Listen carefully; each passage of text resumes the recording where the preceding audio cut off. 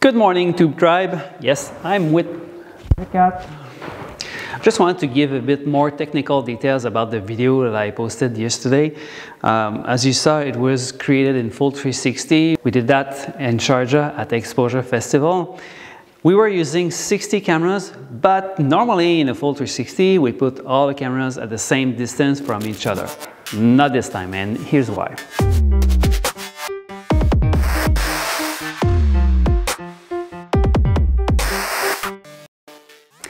So a few weeks prior to this project, we were working in a studio in Montreal and we were experimenting with the new speed ramp feature. This is super cool for action shots because that allows you to select a precise moment where you want to slow down the action.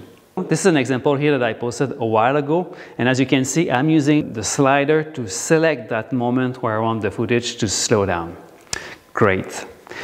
Now, what does it have to do with this project in Sharjah?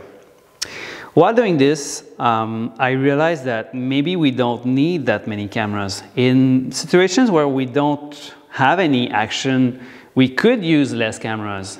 So we went with 60 instead of 120, but we placed the cameras to simulate that speed up and slow down movement. So as you can see on this diagram here, we have camera 1 to 30 on one side, and then 31 to 60 that are distributed along the rest of the rig. And that created images like this one here.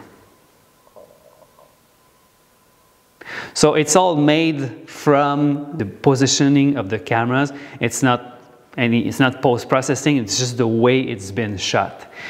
At day number 3 during this event, during our break, because we just cannot help ourselves, we want to experiment with things, we thought about shooting 3 full iterations. So 60 times 3, 180 pictures. And we went on interval mode. In interval mode, instead of having all the cameras getting triggered at the same moment, we triggered them one after the other. In this case, I think we had 30 milliseconds between each. And so I was running around Kim with the tube to light her up, and she was moving at the moment where the cameras from the back were triggering, because it goes faster when these cameras are triggering because the density is lower.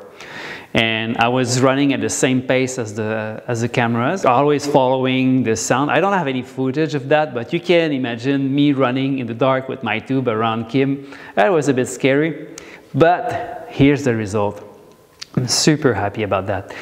So she's moving super quickly when the cameras are behind her, and I keep moving around with the tube.